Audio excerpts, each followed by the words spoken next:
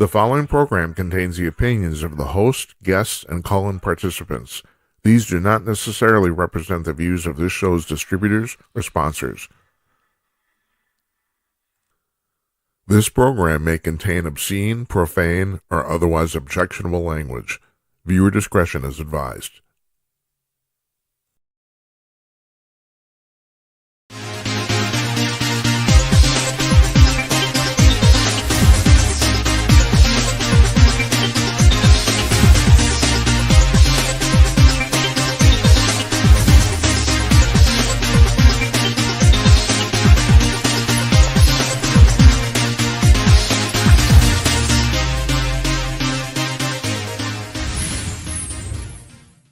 Hey, greetings from Minneapolis. Coming to you cordless, everybody. It's Tuesday night, October 7th, 2025. I am Jim Peters, and welcome to another edition of Jim Peters at Night, number 280. This episode is Mark Your Scorecards at Home. Someday there'll be a test. Not this for Thursday, though, because this Thursday is my birthday. I'm turning 70. Actually, that's not true. My birthday is actually on Friday. We don't do a show on Friday. I'm actually getting in the car, and the missus and I are heading to eastern Wisconsin for a very long weekend to see some friends. But on Thursday night, all hell breaks loose. I might even have a little tipsy here. Who knows? That's terrible. Yeah, I'm a terrible person. You shouldn't know me. No one should. No one should. So, yeah, our guest tonight, Nils Grevillius. He's the Los Angeles detective. We've had him on before. He's running. I don't even. It's really terrible. We taped his interview this afternoon. We didn't even mention his book. I don't even believe it. Although he did mention he has his autobiography coming out in June, and we're gonna have a big to do about that. Now, Nils is a really fascinating guy, so stay around and watch this. I'm really glad he came back. I mean, I'd like to. I told him we're gonna have him on regularly. So there aren't many people I've met who are more interesting than this man. So I'm looking forward to it. Tomorrow night. Or you should look forward to it. Something like that. Whatever. Tomorrow night, Jennifer Oliver O'Connell, writer from Red State. She's also runs the As the Girl Turns Substack. She's going to be coming on. We have her on regularly, too. She's been writing a series of columns on Red State, or articles, about this guy in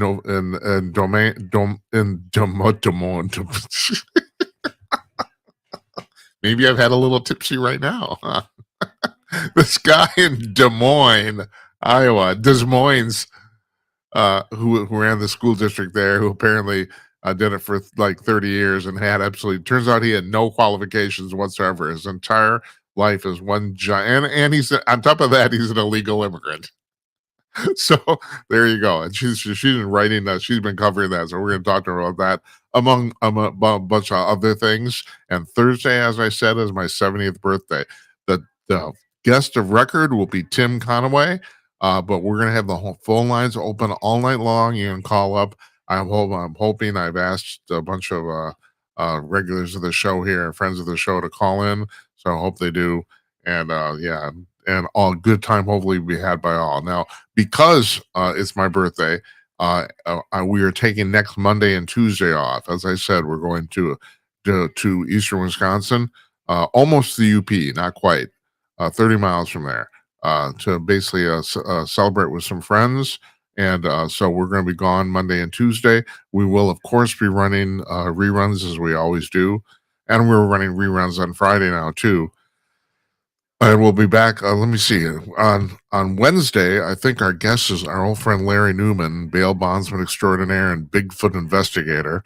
And on Thursday, Bill Jasper. He's the president of the John Birch Society, not to be confused with Wayne Morrow, who's the CEO of the John Birch Society, who we had on about 8 weeks ago. But this guy's the president. We'll find out what the pecking order is there. I don't know who's in charge of who. I know, we'll find out. And he's also the senior editor of the New American Magazine, which is a long time. I think that's been being published for like 80 years or something like that. So, yeah. And I thought I had a train of thought there. Now, what was it? We're going to make a bunch of announcements on Thursday. I've kind of previewed them. We're increasing our exposure, our footprint on TikTok. significantly. And starting in about 2 weeks, probably definitely before Thanksgiving, probably around the first of the month, uh, we will be doing shows on TikTok basically once a week. And I think it's going to be, I thought originally was thinking Friday nights. Now I'm thinking it's going to be Sunday nights. I think we're going to do it on Sunday nights. Those are going to be TikTok only shows. Now, the way they will be live, and I don't know if you've ever done a live or been involved and ever looked at the lives feeds on TikTok, but we have an hour. That's what we got. You don't, we can set the thing up so that you can be a guest. You can call in with your camera, and also you can chat too. And I will, because this is TikTok specific, I will see the chats, and I will actually I will chat along with you. That's the idea. It's a talk show. That's what we do. We talk. And if we can't talk, we type. I will do the talking. You can do the typing if you want. And we'll invite you to come on. All sorts of fun stuff like that. We're going to do that. And we're also now we're posting shorts on TikTok and on YouTube, and I'm astonished at the number of people who watch them. It's like, I mean, we have we have posted shorts on TikTok just in the last week that several thousand people have watched, which surprises me because of I mean, I'll be perfectly blunt. The watching of the full shows have not been that great. It hasn't, but the shorts people are going nuts over. And so also we also I will announce this on Thursday for sure. I'm telling you because you're kind enough to show up here tonight. We're going to be posting interviews only on TikTok and YouTube too. So you can watch just the interviews if you want. Basically, we're going to make the slice and dice this whole thing to make certain that you can see it any way you want, as much or as little as you like. That's what we're going to do. But for now, tonight, I want to make sure. Hold on a second. I want to make sure I got everything covered here. Yeah, I do. Okay. So in 12 seconds, Nils Grevillius. Stay tuned.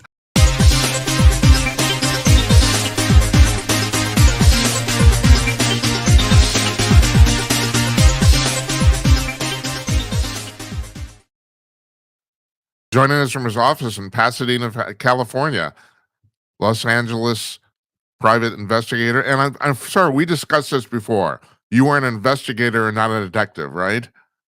Well, I like to go by detective. Investigator sounds kind of passive, like working for an insurance company or something like that. Or the HR representative who wants to know why you're sending lewd photos to someone's secretary. Yeah. Nils Grevillius is joining us from Pasadena. Yeah, Nils. Okay, so you're a detective. All right, sorry about that. All right, my apologies. But I'm certainly not a hairdresser, Mr. Peters. I think your audience should know. Yeah, well, looking at you, I can kind of tell, but I'm incredibly beautiful. You are. You're a very, very handsome man. I told you that before, so you know that. Well, you can compliment a man that way. If you say it about a woman, she'll go home and open a vein in the bathtub with some rose petals. Yes, and could you tell me, Nils, why is that? I don't know. It's a strange world, Mr. Peters. It is totally weird every day. Totally strange. Totally strange. So, since you're a detective, and I thought we would just go down a few cases that have been in the news recently. And the first one's actually from this afternoon. There's a guy in San Francisco who killed two people while he was driving intoxicated. But it turns out he has been convicted of felonies 91 times and never done jail time. What the hell is going on here, Nils? How does this happen? Well, he just won the gold medal in the Democrat Olympics, Mr. Peters.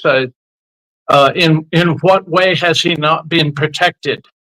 Don't tell me. Let me guess. He's an illegal alien too, right? No, actually, he isn't. He isn't. Okay. Yeah. All right. Well, he loses a few points for not being an illegal alien. Right. 91 felony convictions. He's a parasite, but he's not as great a parasite as the apparatchiks who protect men like him, who perceive men like him as their natural constituency and filter men like him in order to achieve votes and get money from taxpayers to to manage the lives of men with 91 felony convictions who are out on the street. I promise you that he votes in every election, this man that you're speaking of. And he does. Whether he voted or not, he gets a ballot recorded in every single election, I promise you. Right, whether he votes or not. Right. But Nils, explain this to me. This is the part I don't get. If they're courting these people as voters, well, I mean, maybe you just answer the question, but I'll ask it anyway. They're relatively small. Guys who have 91 felony convictions are a relatively small part of the populace. If you're going after votes, that doesn't seem like a smart or efficient way to do it. Am I missing something there? No, Mr. Peters, I think you're missing something here. They don't go after the vote. The vote is automatically tallied. It's called harvesting. The social justice employees of the Department of Human Services or whatever make sure that his ballot gets recorded whether he voted or not. That's right. It's the organization of SCIU, the Service Employees International Union, is the biggest Marxist super PAC in this nation. And that is the purpose of the ballot harvest. They have a living, breathing body who could vote in every election, whether he does or doesn't, but he does. You know, that's the shorthand. That's the subtext of it. So Nils, he's inventory. For them, he is inventory. Think about Walmart has pallets of bags of beans and rice and canned goods and that sort of thing. He is mere inventory for that machine. Yeah. So if you're God, how do you stop this? I'm not talking right now about his 91 convictions. I'm talking about the fact that he's inventory. How do you stop that? Well, ID to register, ID to vote. No more absentee ballots for anybody other than military members and civilian employees of our government overseas. You have to be absolutely relentless and ruthless in this. Within our criminal justice system, Mr. Peters, you have to separate men who can be rehabilitated from those who cannot, and you must do so ruthlessly. What you're looking at here is the man with 91 felony convictions doesn't care about civil society. He doesn't care what you think, what I think. Right. He doesn't care about the laws.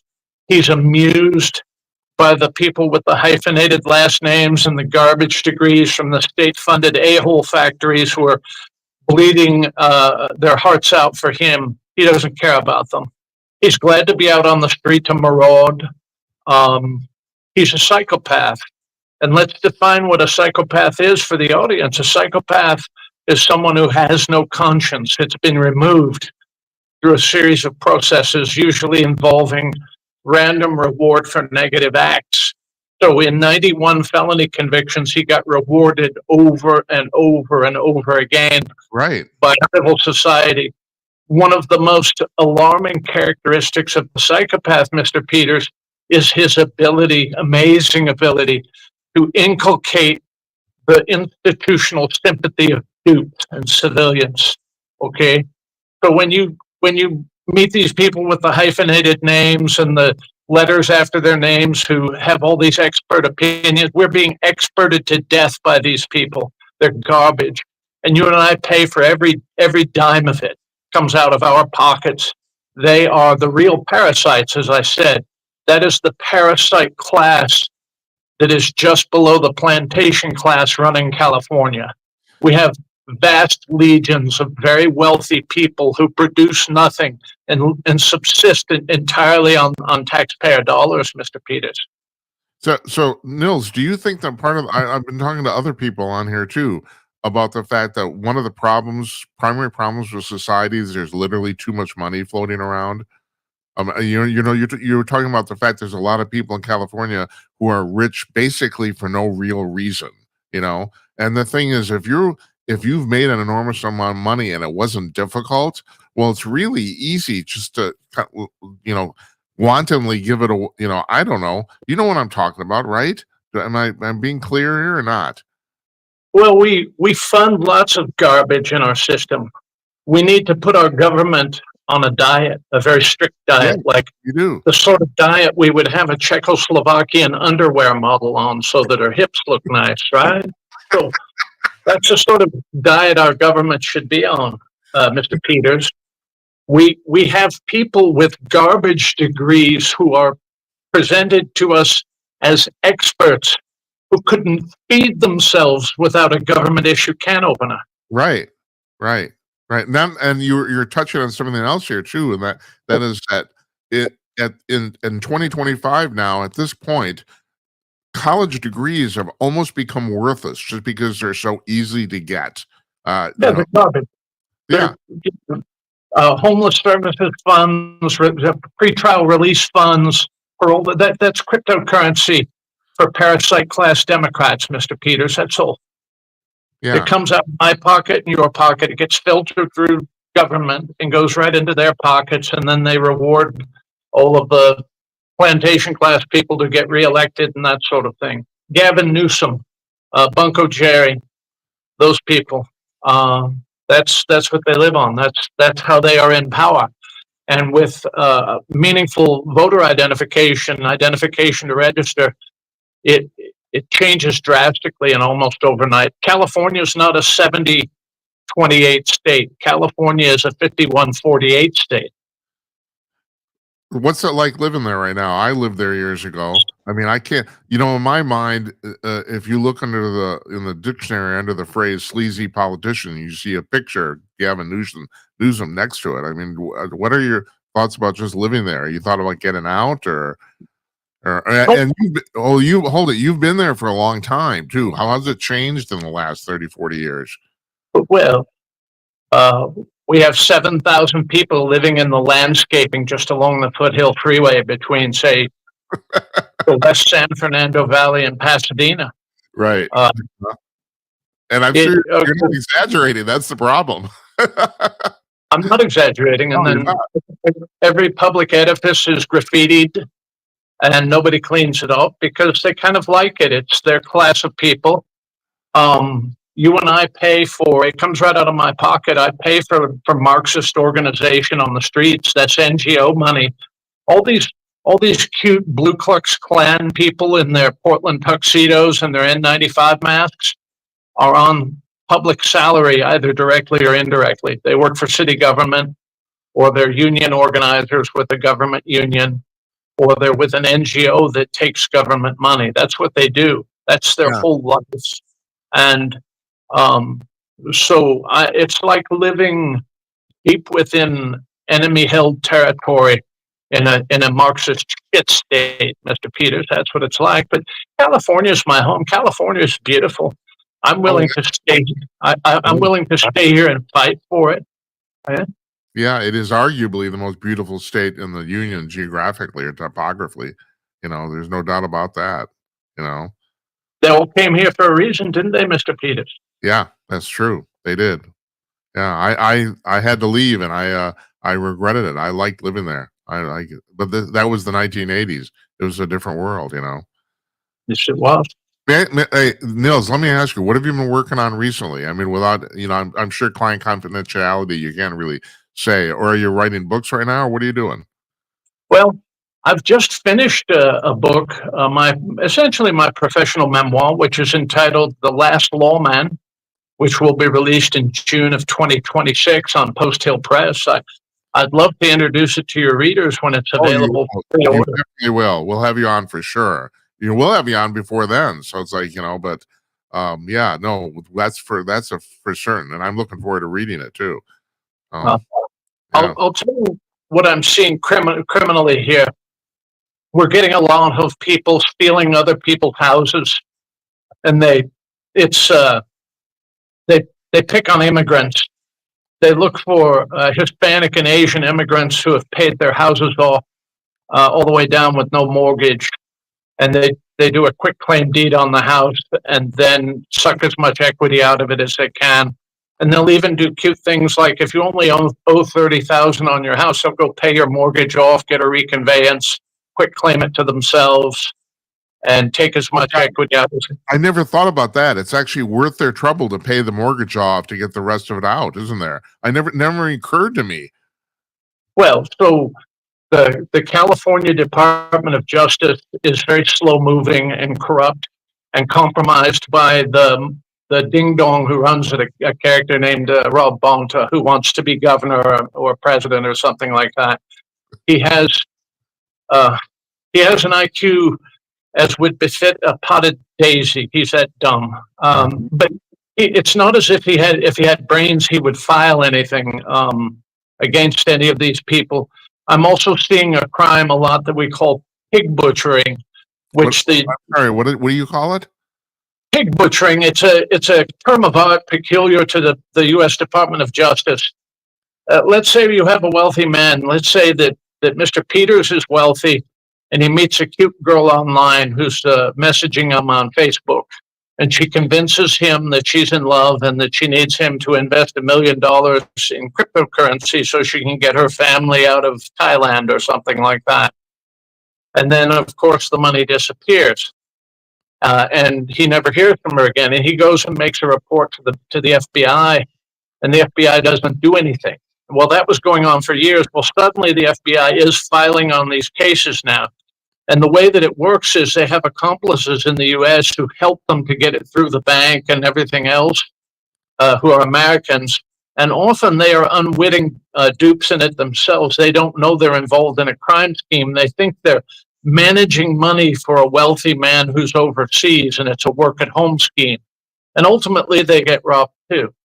But so the reason that the Justice Department, up until about 5 months ago, wasn't moving on these, Mr. Peters, is because they called it pig butchering. In other words, the victim deserved to be robbed as far as government agents were concerned. They were hiding money from the government, potentially, so that they deserved to lose their $1 million. I think that's disgusting. It is disgusting. So I've seen a lot of that. It's usually disguised as a sweetheart swindle. They go after mostly men, but also women too. That's one thing. Here's another thing that was supposed to be of great benefit to us all, and it's called marijuana. Yeah.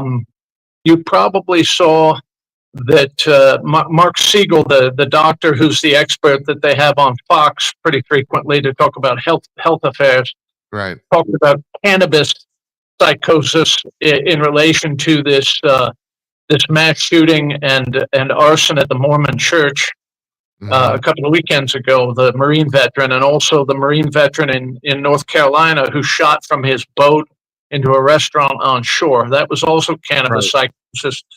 I've been seeing a lot of cannabis psychosis. Cannabis has been an absolute scourge in this state. The state is not getting the tax revenue they promised the citizens by legalizing it for recreational use.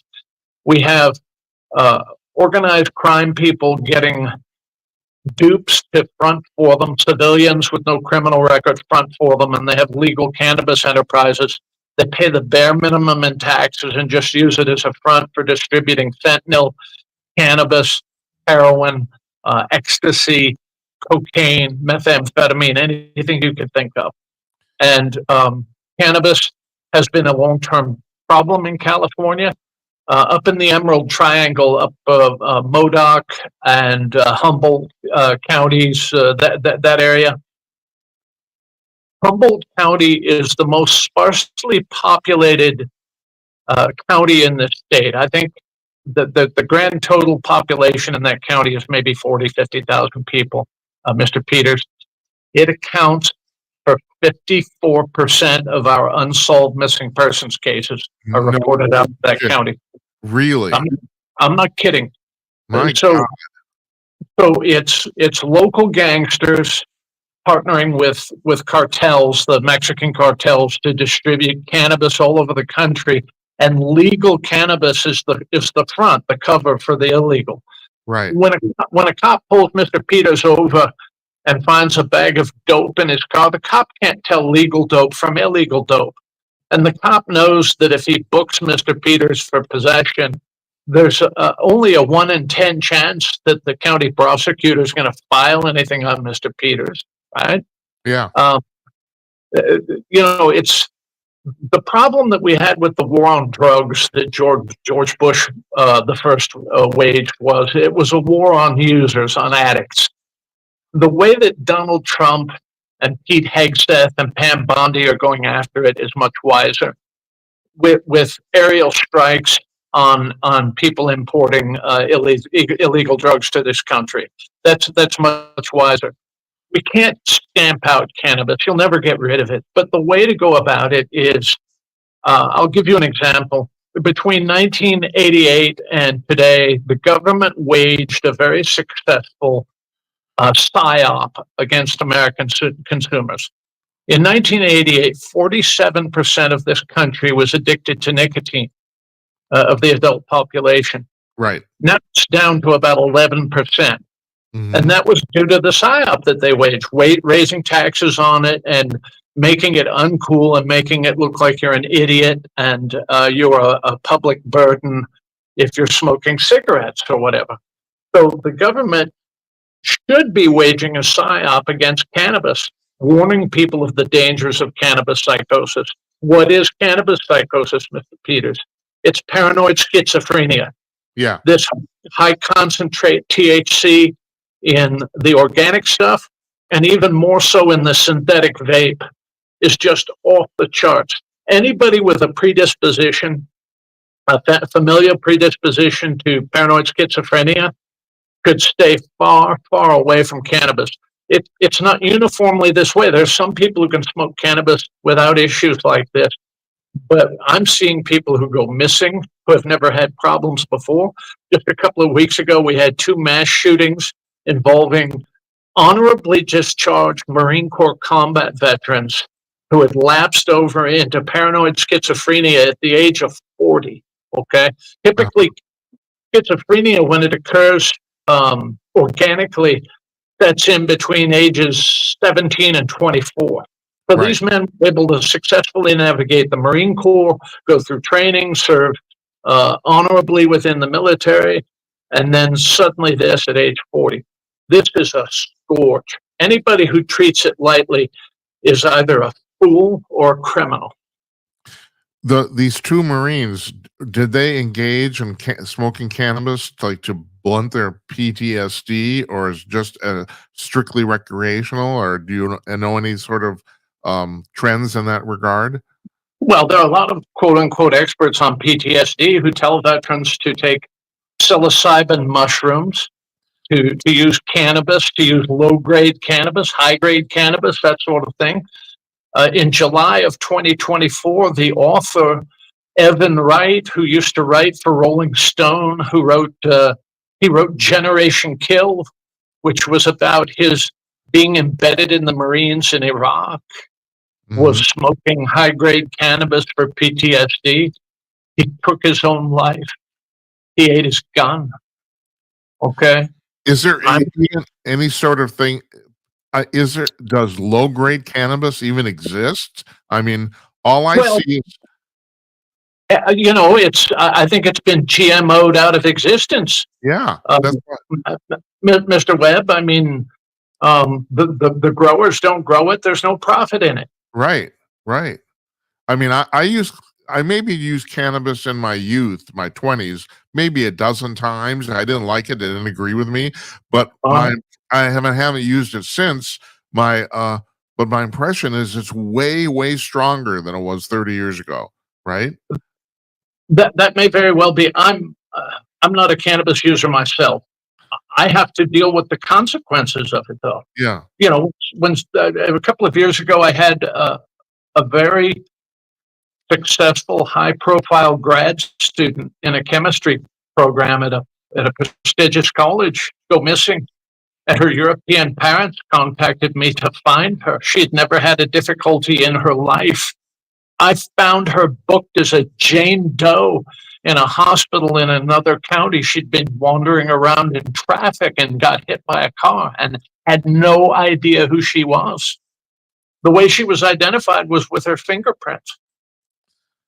And my impression too is that the regulations in California for legally selling cannabis are so arcane and ridiculous that there's still a huge black market for it, right? Even though it's legal.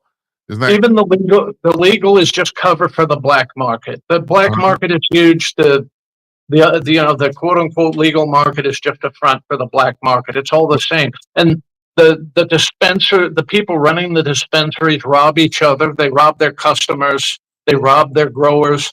10 years ago, I had a woman come to me whose husband was a retired law enforcement officer, and she had gotten a nice settlement in their divorce. And she owned a nice house with a large garage. And some consultant had talked her into growing cannabis in her garage.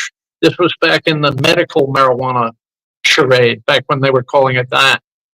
And she, was a good little girl and knew how to garden, and she grew a huge garage full of cannabis. And then the guy showed her how to cure it, and she did all the labor herself lovingly and packaged up her product and thought she was going to be making, like $250,000 for a summer's worth of work, that sort of thing. And they go to sell the cannabis to the buyer, and they get held up at gunpoint, and away goes the cannabis. Well, the guy who did the robbery was just an accomplice of the so-called consultant. It was a setup from the start. And I Right. see these things over and over and over again. You don't think that people who risk their freedom running an illegal distribution network for 100+ years are just going to surrender their profit margin to civilian investors? They're not No. going to do that. They're going to bend them over and horse fuck them. I'm sorry for using such bad language on your radio No. show. Your producer will have to blank that one out. But that's what's going on, Mr. Peters. Do you the thing about the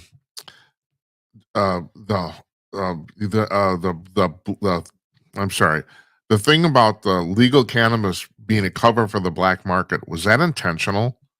Was this whole thing set up to run this way, or are the politicians too stupid to even figure that out? They're stupid and they're greedy, and it was foreseeable. Those of us who know anything about the drug business warned them, and they went ahead and did it anyway. And they have the same result in Colorado, Mr. Peters. They've Yeah. got an incredible problem with people disordered, paranoid, schizophrenia, cannabis psychosis, etc. People driving on the highway at 10 miles an hour, things like that. Right. Cannabis is a scourge. It hasn't done anything for us. It's only done something to us. Anybody arguing otherwise is an idiot, okay, Yeah. or a criminal. Well, Nils, I have to tell you, I have people coming on the show who are saying they're very insistent on this, that all this stuff that we're talking about that's dragging society down is all intentional. This is all like a globalist cabal of people. And I know people think that's conspiracy theory, but I have a tendency to agree myself. I think that all this is happening, although I still don't. And let me ask you, what do you think the end game is here? I still don't quite know what that is. Well, I mean, it's easy. It's divide and conquer. Okay, so when you consider the high grade cannabis problem, add to that, how about AI? There was an article in Wired magazine 2 weeks ago about something called AI psychosis. Well, it's not a psychosis, it's a yeah, personality disorder. right, The way that you create a psychopath is through random reward for negative acts.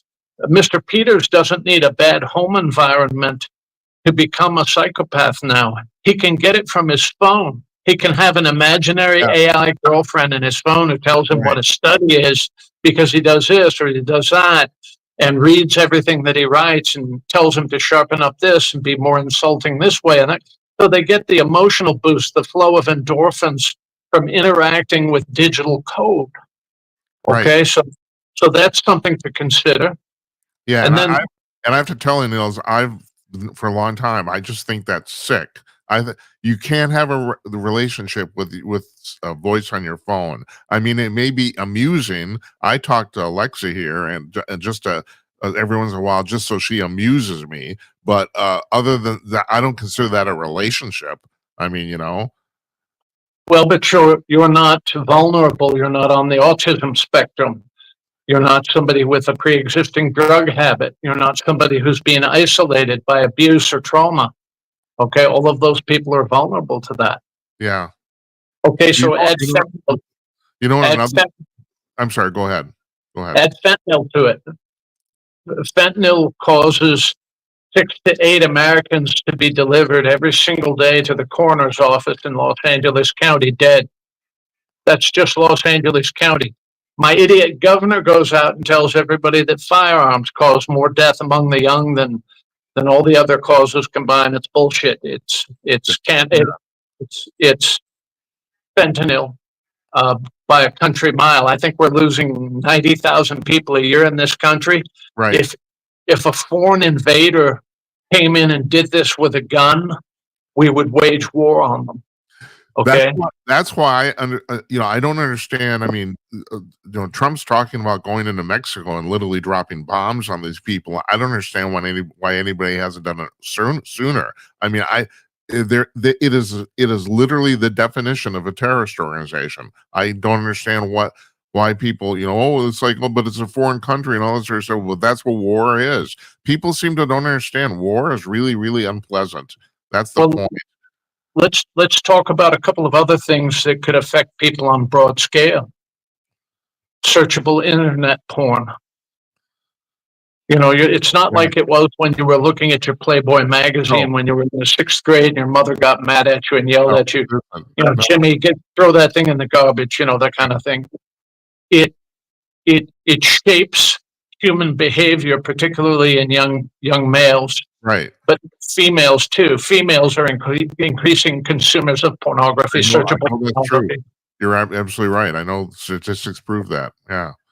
AI will be used to seamlessly thread in explicit, bizarre, perverse sex into every classic you could ever consider, whether it's Bambi, Snow White, Gone with the Wind, Chinatown, whatever.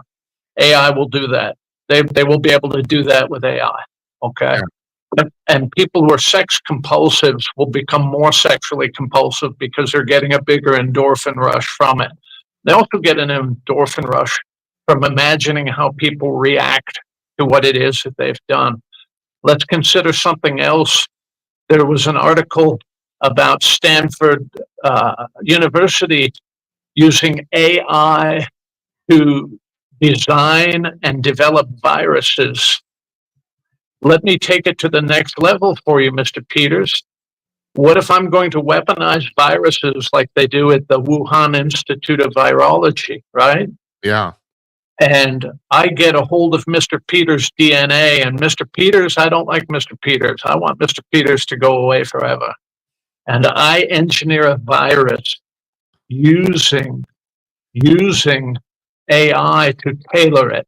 And what used to take 10, 12, 20 years in a laboratory can be done in a week and a half now. Right. To winnow out that which is undesired from that which is desired. And I can transmit a virus into your county that affects no one other than you if I tailor it to your DNA. That's right. Yeah. Okay, so these are all things that could affect us on a mass level. What if the real goal of releasing COVID-19 wasn't to infect everyone? What if the real goal of the COVID-19 release was to test our response, to see how much we would come to hate each other? Nils, that I've been saying that the entire time. This whole thing was an experiment. They wanted to see what was going to happen. That's what I said. It was a psyop, and we still have people trapped in the matrix of it. You see these idiots driving around in their cars alone with a mask on, things like that. Right. Okay. Yeah.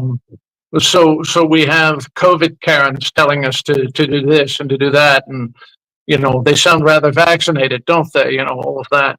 Well, the experiment was wildly successful. It's almost like the Milgram experiment, where they convinced people that they were going to have to kill somebody in a group of people, that sort of thing.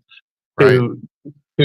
So except it was done on a global scale. That's the thing. You're talking about this was literally released.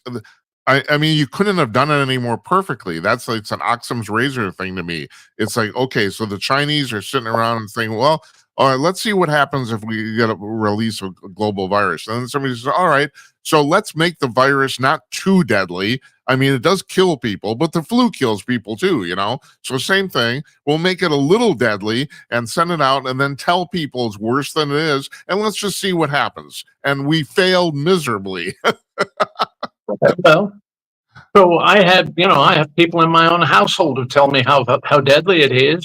You know, Mr. Peters, I keep pointing out to them, well, those 7,000 people living in the landscaping along the freeway between my home and my office would all be wiped out, wouldn't they? And then the answer is, well, they're out in the open. How could they possibly catch COVID? They're not close to each other. Well, garbage. They catch the flu, they catch the clap, they catch typhus, they catch everything else. Why wouldn't they catch COVID-19 and die? Those should be graveyards, right? They're not. But Nils, doesn't this attest also just to the arrogance of Americans? I bet the people you're talking about, your friends and relatives, probably know almost nothing about actual science. They probably haven't read about this, or it's like, and I'm not a scientist, but the thing is, there are people who have enormous judgments about scientific issues that really don't bother to study them at all, not the least bit. Well, there's a lot of arrogance involved, Mr. Peters, and people want to be on the winning side, don't they? Yeah. It's so great to get tribal over it. And I refused in 20 and 21 to participate in a couple of podcasts because all they wanted to talk about was COVID-19. And what I said to the host was, you are feeding into the psyop by relentlessly talking about it. I don't want to discuss it. I don't want to give this monster any oxygen. Okay? Yeah. And that's right. So we absolutely have to pay attention to things. Here's the other thing I think COVID was designed to do was to break down national borders. Okay? Yeah. Your border has to mean something. When somebody comes at me and tells me, "Oh, I'm a citizen of the world," I think to myself, Pol Pot would have.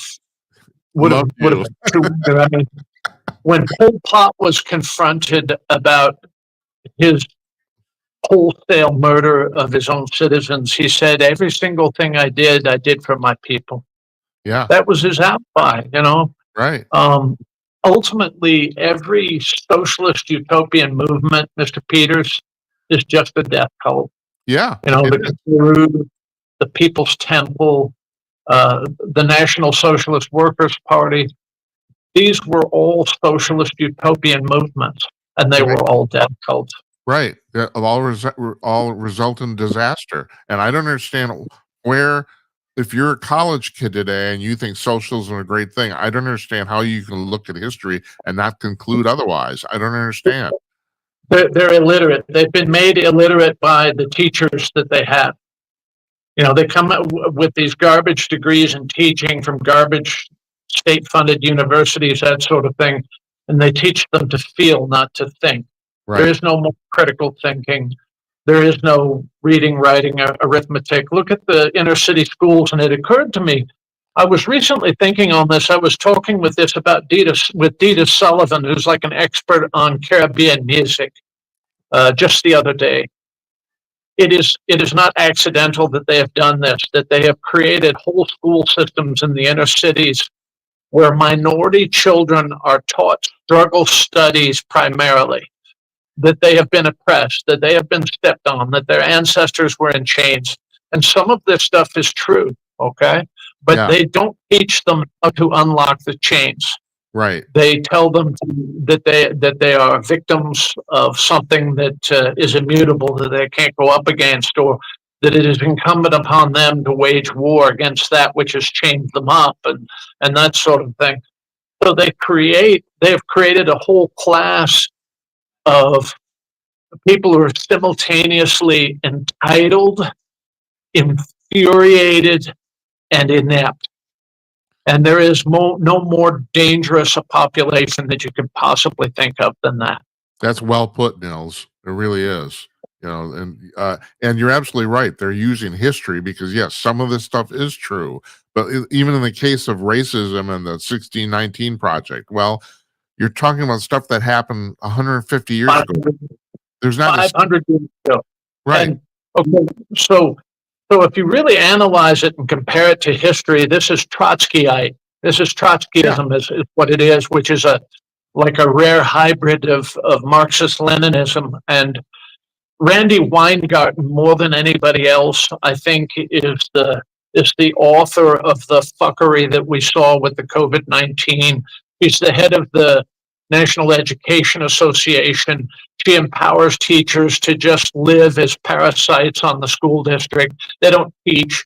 They are Right. there as daycare for themselves. They don't, there's no real concern about what students are learning. I'm not saying that all teachers are like that, but that's what the union does. And Yes, the union is, absolutely. yeah, the union is a Marxist super PAC. And Yes, it's it so is. funny. They fund uh, uh, a political party that claims they want to get the big money out of politics while taking tens of millions of dollars from groups like the National Education Association. I Right. don't know why they call it an education association. The U.S. Department of Education absolutely needs to be shuttered, needs to be strangled like a two-headed puppy and Right. thrown in the river. I don't So, understand how anybody takes Randy Weingarten seriously. I just consider it literally a human joke, but people do. She's got a but well, book. I think her she- new book, it just came out last week. It's called, what's it called? Something about your teachers aren't fascist, or I can't remember. It's a ridiculous title and a ridiculous book, and she doesn't know what the hell she's talking about. she knows what she's talking about. She's trying to drive her own getaway car. Okay, and Well put. That's right. the, Yeah. the shit-given political media gives her a tongue bath whenever she shows up on NBC, ABC. It said, I know. "Oh, Randy, you're so wanted the head of the national education. He's all for educating our children. I feel so good about it." Yeah. It's garbage. It's Trotskyism, is what it is. And you were Um, talking about college, about William Ayers said 30 years ago. He said, "We will take over the country by infiltrating your children." I mean, he said that straight out, and I have to admit, I didn't see it coming, but he was right. They did. I saw it a long time ago. There was an article they were talking about PC, politically correct, in Time magazine in 1990, Uh with huh. sort of the tone of using the term politically correct. Yeah. And I'd taken a lot of courses in counterinsurgency and low intensity conflict at the U.S. Army Intelligence School. And all it is dialectic Leninism. And in dialectic Leninism, everything is intensely binary, Mr. Peters.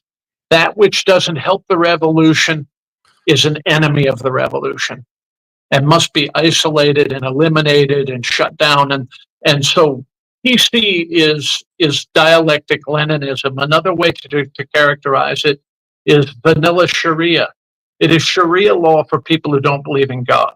Okay, they have to, and it's not enough for them to disagree with you. They must actively shut you down and suppress what you say, what you think, that sort of thing. It was just 2 years ago, 3 years ago, that Elon Musk bought Twitter and turned it into X. You remember you could get shut, and I was shut off of Twitter for what I was posting on Twitter. I was permanently banned from Facebook in 2022 under an accusation of stochastic terrorism, which is where words are violence, and they couldn't quantify what words I had uttered that were the violence. I was permanently banned. Well, this show was banned in 2023, so 6 months after we started. So it's the same thing. I understand. It's Right. like it's So ridiculous. the way that we get away from this is by punishing criminality. And I mean criminality in public officials as well. Any government official that went to Twitter or Facebook with a list of Americans to be banned, for the private company to do what the government could not, belongs in jail.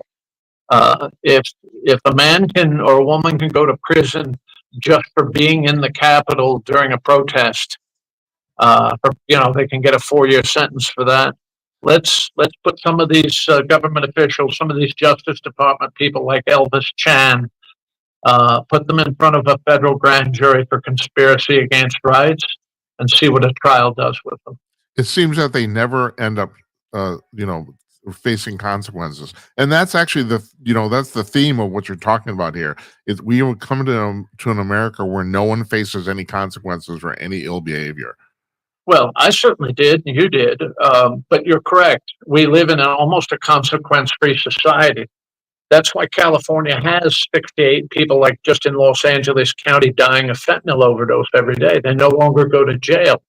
Now, jail isn't a cure for narcotics addiction, but authentic, natural consequences help save lives.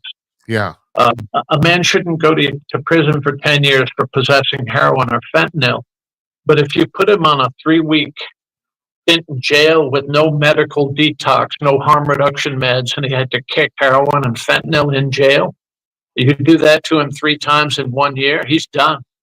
The psychic pain of having to kick the narcotics is so much that when he exits the jail, he says to himself, "I never want to go through that again."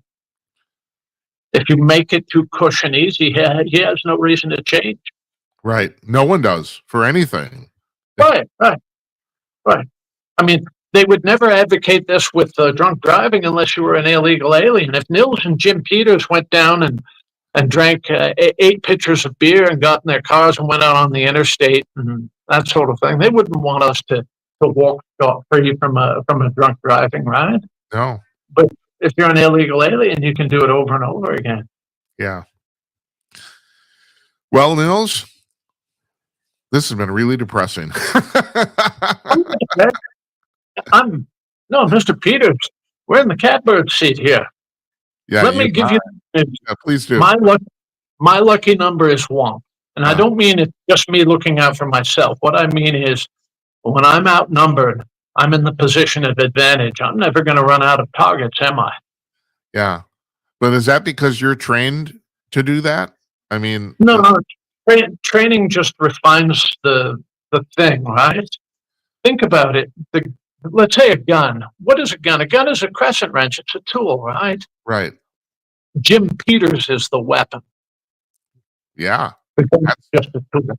That's for sure. Right. I keep, no one seems to notice that Chicago has some of the toughest gun laws in the nation, and yet people are shooting each other left and right. No one seems to notice that. So does Mexico. Mexico has great gun laws, and everybody's armed to the teeth and murdering each other, aren't they? Yeah, right. Yeah, it's weird. I wonder why they have those laws. How come nobody does anything about it? I don't know, Nils. They don't listen to us. They don't. No. Just like Chicago, they don't want to. No, they don't. The law was public relations, and laws are used to punish enemies and reward allies. All right? In a system of Marxist spoils, that's what occurs.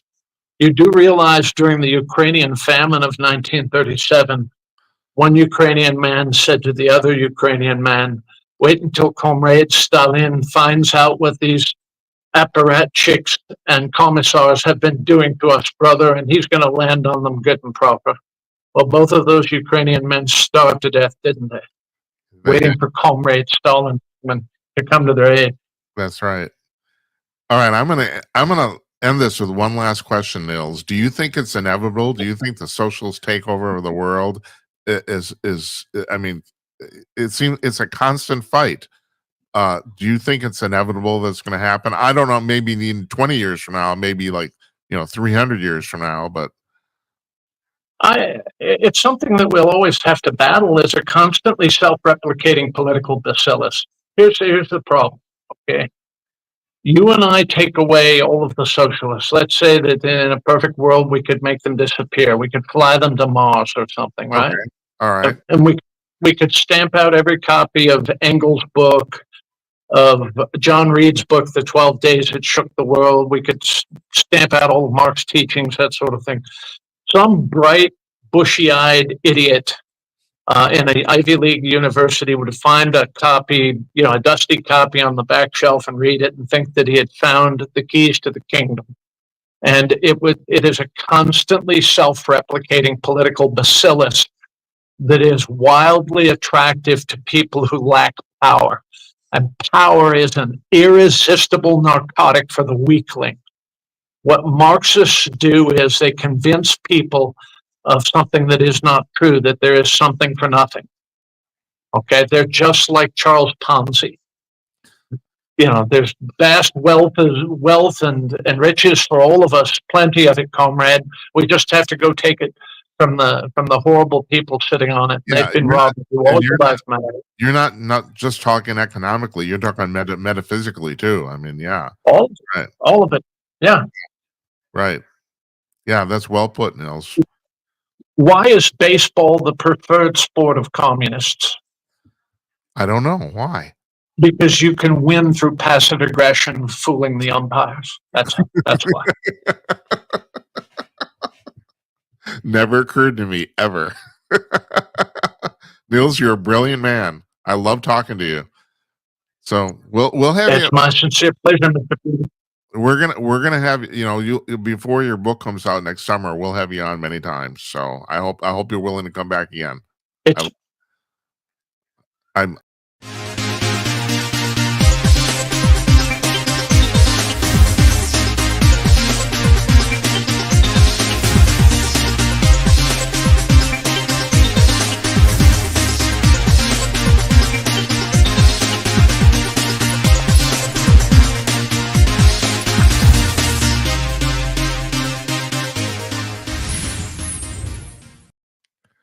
Welcome to the Gymcast for Tuesday, October 7th. This is the part of the show where I tell you all the weird news that nobody else reports on, as is my want. And I love doing it too. This is a good thing. Okay, first thing, Nokia, the cell phone manufacturer, went out of business. They were basically the original cell phone manufacturer on the planet. Norwegian company originally. I don't think they are anymore. I didn't bother to look. I had in 1998, the missus and I got matching Nokia cell phones. They were analog. And I know you may not believe that, but that's really true. That happened. There were analog cell phones at the beginning, not digital, analog. So they were basically walkie-talkies, basically is what they were. And we got them, we're living in Minneapolis and we're driving around a lot. And here, getting stuck in the snow in the winter is a very real thing. And these were pretty expensive. And we were also paying by the minute too, to use them. And we justified it. The missus and I justified. Well, we're only going to use them for emergencies. Well, bullshit. That went out the window in about 15 minutes. It's like, and you couldn't do anything with them. And there are no screens on them. Little LCD, typing. You couldn't. No, there was no text messages. And now that I think about it, and this was not in the article, I think Nokia actually invented the concept of text messages. And if I'm right, as I'm pulling out from my butt here, my memory, if I'm right, it originally happened so that repairmen for the cell towers could contact each other. It wasn't a public deal. They built this into the system. You could send 140 characters, and they thought, well, no one's going to want to use this. And somehow somebody stumbled onto the somewhere, and the whole thing took off. And then now you have your messaging thing, which I don't have to tell you, Gen Z doesn't want to talk to you on the phone. They want a message. Everyone's messaging. That's what the phone's for. Or if it's really business and it's formal, then you send an email. That's formal now. I remember sending emails in the early 1990s. There were people you basically had email conversations with because it was so novel and no. I had a friend of mine. We had she wasn't even a friend. She was basically a business associate, but we started doing this for like several years. We had running email conversation, and my association with Tom Snyder, the legendary broadcaster who people compare me to constantly, and I take that as that's a compliment to me. Started as an email conversation. I never met Tom, but for several years we had an email conversation going on, and that started. I actually had to look that up because it was when he was with CNBC. I think it was 1997. I think it was. It was before 2000. Email was not that ubiquitous. There weren't a lot of people that had it, relatively speaking. And so, Tom and I were emailed back and forth about basically bullshit for years. It was just like it's just a funny little mail conversation about stuff that interested us. and that was pretty cool. That's how I knew him. If you want to say I knew him, like I said, I never actually met him in the flesh. I never did. But so, and that was kind of cool. That went on for several years, basically just before he passed away, which was kind of cool. But anyway, Nokia's done. They're over. And speaking of cell phone service, so what happened, and you might have heard about this in the news perfunctorily, in New York City, they actually, I think this is in New Jersey. I don't want to bore you and actually look here while, but I'm going to, aren't I? Yeah. It was in New Jersey, if I'm right. The FBI busted a racket. It was in New York City. It was actually in New York City, and it was near the United Nations building. They busted a racket of several. I think it was in an apartment. Even they had like several dozen servers and several 100,000 SIM cards hooked up to them, with the intent of basically disrupting cell phone service in Manhattan. And this, okay, so you're thinking, well, that's kind of bad, but it's actually worse than that, because the thing is, there's all sorts of ancillary devices and services that use the cell phone transmission services. And as far as information is concerned, this could have been a huge deal. Now, then the amazing thing is now they've discovered these same types of things in other cities on the East Coast, and they've figured out there. First of all, this might be a coordinated effort of somebody to actually majorly disrupt cell phone service in the U.S. And they think it's the Chinese. Geez, you think so? You think the Chinese actually want to disrupt American society? I don't know. It's like, well, they got nothing better to do. You know, they're communists. They're not making any money. So anyway, that's terrible. And then and that gets us to Meta, Mark Zuckerberg and his wonderful company. And okay, you know something. So here's the deal, and I'm going to announce this on Thursday on my 70th birthday show. We got back on Facebook. We got back on Facebook a couple weeks ago. I'm pulling this off. I don't want to deal with this anymore. First of all, we got banned from Facebook about 6 months after the show started in 23, in late 23, and that's because apparently I said some things about climate change they didn't like, and I had a couple of guests on that did the same thing, and they banned us. And first, so they just shut the account down, and I wrote them. I said, well, "What's going on? What happened?" And they wrote me back and said, "Okay, we're really sorry. This was a mistake. We reinstated your account." And they did reinstate my account, but not the page for the show. The page for the show got banned permanently, but my account got reinstated. Oh, geez, that's fantastic. So we got back on Facebook a couple weeks ago. We set up a new account, set up a new page. You know, and I'm tired of it. I'm done. First of all, the interface sucks. It sucks. It's terrible. And basically, and this is the reason we're on TikTok, and I've become a TikTok convert. Basically, is because the only way to really promote anything on Facebook is to pay them. Otherwise you're stuck in the wilderness. There's no there, and I talked about this last night. There's no real legitimate virality way to go viral on Facebook and most of the other services. It's the basic deal is the best way to get popular is to already be popular. That's the basic deal. TikTok busted that, and that's one of the reasons they're so popular. I think is because you can legitimately go viral on TikTok. You can. The other services, you need a boot. You know, you need to boost your post or your account or whatever the fuck it is. And I'm really, I don't want to deal with these people anymore. They've been mean to me basically, and unfortunately, it's our perfect demographic. I mean, you know, I'm not fooling anybody by saying the people who watch the show are generally older. I know that. So, and the older people, you know, grandpas on Facebook, you know, everyone else is on all the other stuff. And so that's one of the reasons, but I'm tired of it. But at any rate, the story is about Meta here, about the fact that Meta is now going to be using AI to personalize ads in Facebook and WhatsApp and Instagram. We've never been on Instagram because when we started here, they weren't even doing video. So I didn't. This is a this is a video show. Oh, I mean, when I was editor chief of Kong News, we did podcasts, but they were all audio. We thought about doing video, but the problem was the people in our office and several of our regular guests didn't want to be on camera, and so we just never did it. When I started this show on my own, I thought, no, I want to do video. And then we started. We were on Broad Talk Radio for a couple of years, and that worked out fantastic, actually. But they folded, and they were handling our RSS feed for the audio transmission. And since then, we've been doing.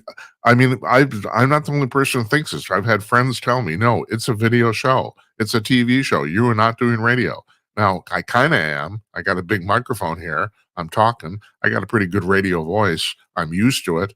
But no, this is people. Well, people want to actually watch. So. Well, I'm just going on and on. And what the hell's wrong with me? Oh, that's what's called the Gymcast.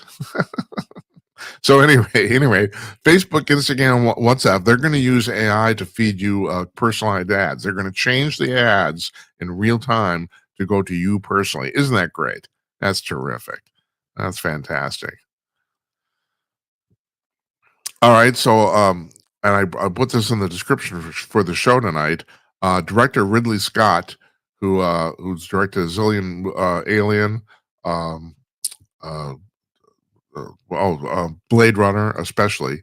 I have a little story here. I ended up going to the Hollywood premiere of Blade Runner because there was Joe Turkel, the guy who plays the famous inventor in the movie.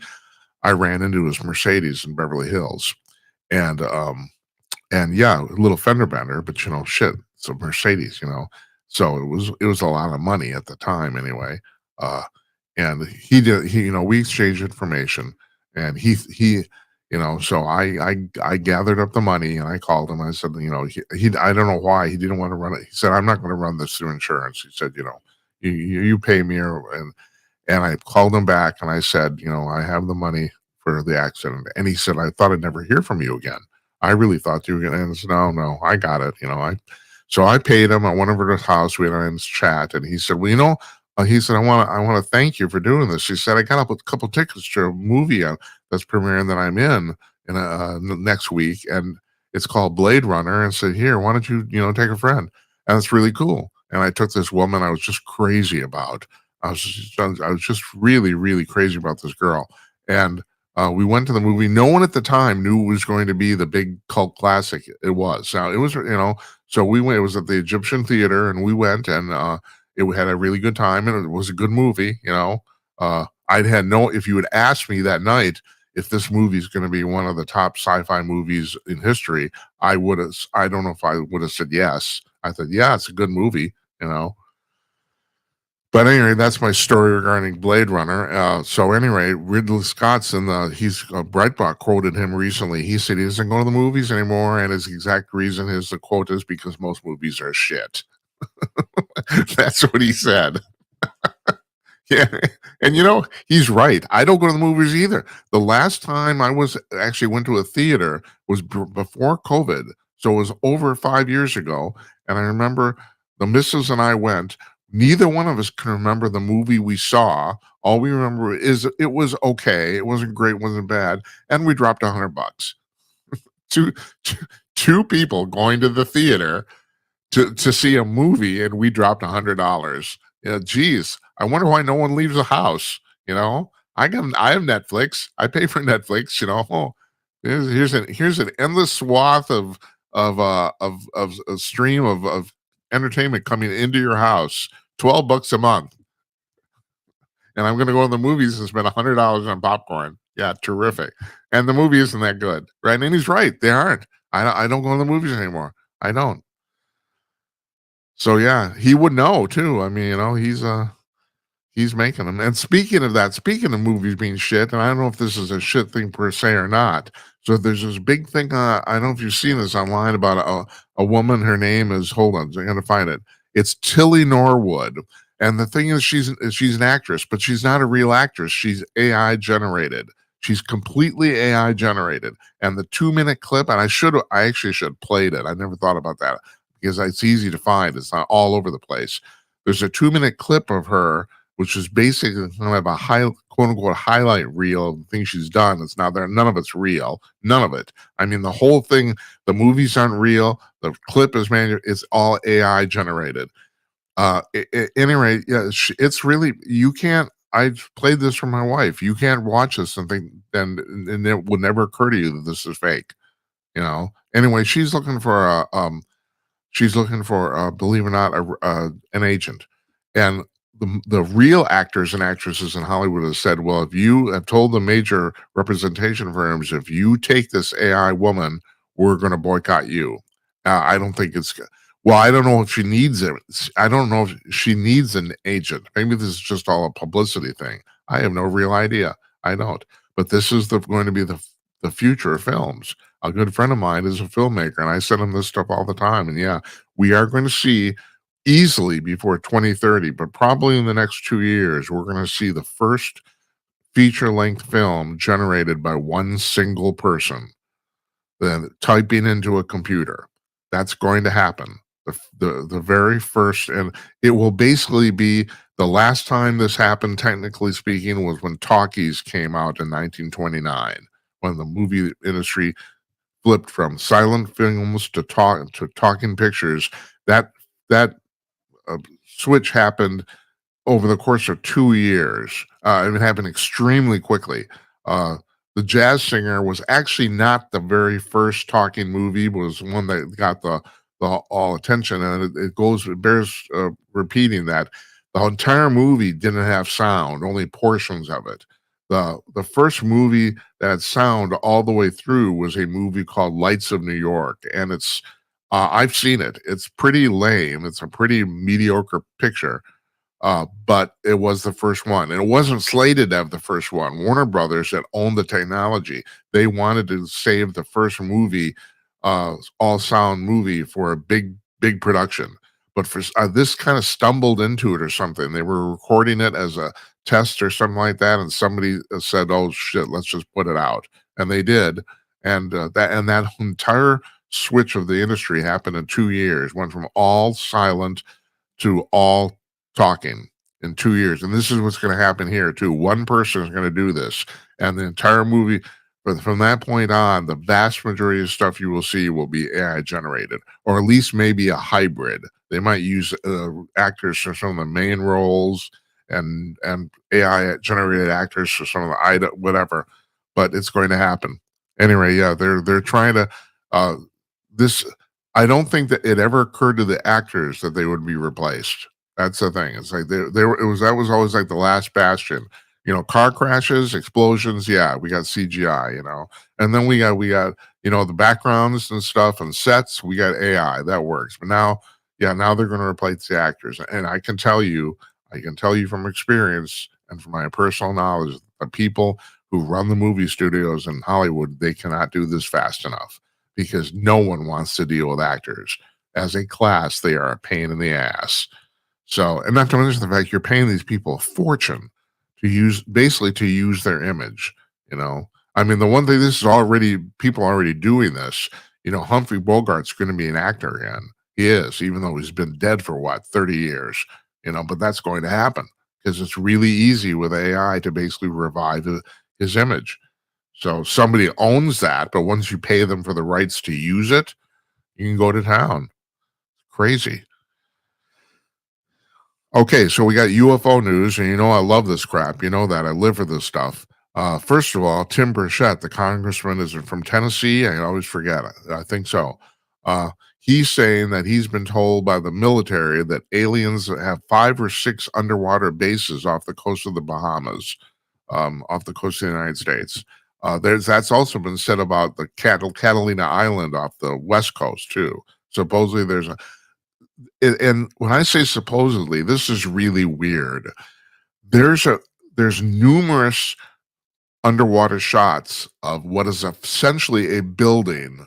I think it's out the south end of Catalina Island, underneath the water. It's very difficult. People say, well, it might be a natural. When I've seen these pictures, that's not a natural thing. And no one else thinks it is either. And yet no one really is. They haven't gone down there to supposedly they haven't gone down there to investigate. It's like, but these pictures, I mean, they're pretty compelling. I've seen this thing. It looks like a building underneath the water. That's what it looks like. And supposedly the same things happen around the Bahamas too. And Burchett says the aliens have bases there. Yeah, well, okay, fine. That's fine. Then there's an article going around about there's a very famous um, UFO incident that happened in Canada in Shag Harbor. If I'm right, that's Nova Scotia. I didn't write that down, but I'm pulling that on my butt too. In 1967, which some people call Canada's Roswell. And it's about in Shag Harbor. There's a park there. It's on the ocean, and a bunch of teenagers are there doing what teenagers do, probably trying to procreate or something, and they see this giant UFO, this flying saucer, dive into the water, and so they call the local, you know, oh Jim, get your crap together. They call the local, authorities, the police, and the police show up, and what they see is they see a bunch of lights underneath the water at that spot, and they send. I think they waited till the morning. This was in the middle of the night. They sent a boat out there to see what was going on, and all they see is a bunch of lights underneath the water and a bunch of really weird foamy water. And then they had divers. So then this is where the story gets interesting. So divers go down there, and at the time, the Canadian military said they found nothing. And this is what the story is about. The divers now say no, they found flying saucers down there. That's what the divers are saying. And they said they were sworn to secrecy for like 30 years, and now they're talking. This was in 1967. They're saying that the divers are saying that they did actually see flying saucers on the floor of the seabed down there. I don't know how far it was. I think maybe 60 feet or something like that. It wasn't that deep. This is right off the shore, several hundred yards. And so, yeah, this has been this story has been floating around for many, many years. But the divers are now saying they're claiming they're talking now that they said, yeah, they found. Then the other thing is too, and this is really this. It's kind of sort of the same story, and it kind of isn't. That supposedly this flying saucer moved from that location like 25 miles out into the ocean, and there they found supposedly, this is all lore now. The thing about the UFO going in the water, that was seen by people. But the lore was this thing went underneath the water about 25 miles out to sea, and they found an underwater base, which is the reason I'm bringing this up with the story. That's kind of interesting. Are there aliens hiding underneath the water? Well, why wouldn't they? We don't go down there. I mean, I'm not the only person who's talked about this. We'll know way more about the surface of the moon than we do the bottom of the Pacific Ocean. Way more. It's partly because it's in some ways it's harder to go down there than it is to go up in space. In some ways. So it depends how you want to, and it depends on depth too. I mean, we have a good nuclear power submarine can go down about 1,000 feet, I think, or no, 10,000 feet. So what about 3 or 4 miles? What the deepest parts of the ocean are 20, 30 miles deep. The reason it took them so long to find the Titanic is that the Titanic is like 3 miles underwater. So and the pressure down there is pretty bad. It's like, you know about that, those guys that blew their little sub up going down there. I mean, this stuff happens. So you'd think going out in space would be more difficult, but it's well, getting up there is, but actually being up there, I don't know. That's a bar discussion you could have with somebody, isn't it? So, and then finally, and this is really spooky as hell too. There are a guy named Max Rempel. He's the founder of the CEO of the DNA Resonance Research Foundation. They say they've discovered in human DNA what they say is alien DNA. Now, people have been looking for this for years because I don't know if you understand this. The vast majority of the DNA of the human body is considered quote unquote junk DNA. In other words, it doesn't seem to have any purpose.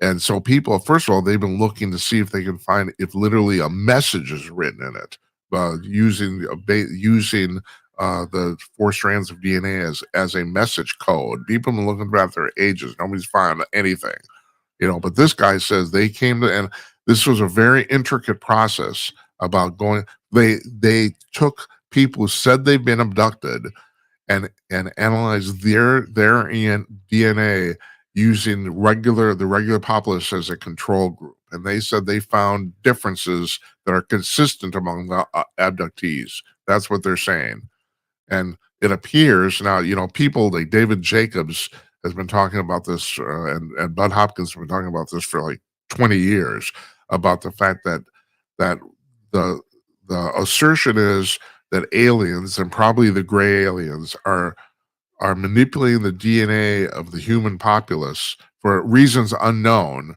but they're basically trying to create a hybrid of themselves and us. That's supposedly what's going on. I use supposedly in big, huge quotes. But this guy Rampell said that, and their paper has not been peer reviewed yet, but they have submitted it to the proper journals, and they say that from this investigation of these supposed alien abductees, that they found consistent changes consistent among the abductees that weren't in the regular population, which would tend to indicate their DNA has been worked on, wherever you want to put it. No one knows why they would want to make a hybrid race. It's like, or are they're trying to upgrade us? No one knows. It's like, but the thing is, if this, this Rempel guy said this in the article I read, and the article I read is on the Daily Mail. He said that this is as much a smoking gun as basically UFOs landing on the White House lawn, and he's right. It is. If this is confirmed, if this is independently confirmed by other scientists, it would basically be proof that aliens exist, even though you're not talking to any and you're not seeing any. But because somebody would have to do that, and the only somebody was manipulating it. That's it. So, and it's not us, for God's sake. I mean, we can barely do this stuff. It's the CRISPR technology, which is used to splice genes. It's basically only 10 or 15 years old. So, yeah. Anyway, I want to thank you folks for watching tonight. I want to thank Nils Grevillius for coming on. My God, what an interesting guy. He's really cool. We'll have him back again soon. Tomorrow night, Jennifer Oliver O'Connell of Red State will be joining us. Talking about some of the stuff she's written recently. She's been really writing, particularly, she wrote a whole series of articles about this guy at the superintendent of the Des Moines school districts, who basically his entire life turned out to be completely fake. I mean, the guy, I have more credentials to run a school district than he does. But he faked this for 30 years. So anyway, she wrote us that. Would be interesting to talk to her about that. So, and Thursday night, my birthday show, Thursday, October 9th. We're taking call-ins the entire night. Tim Conaway is going to be the guest of record, but we're going to just open the phone lines and you guys could call up. We're just going to have a little good time. So that's on Thursday. Good night, Uncle Donnie, wherever you are, and good night to you, wherever you may be. I'll see you tomorrow night, folks. Thanks. Take care.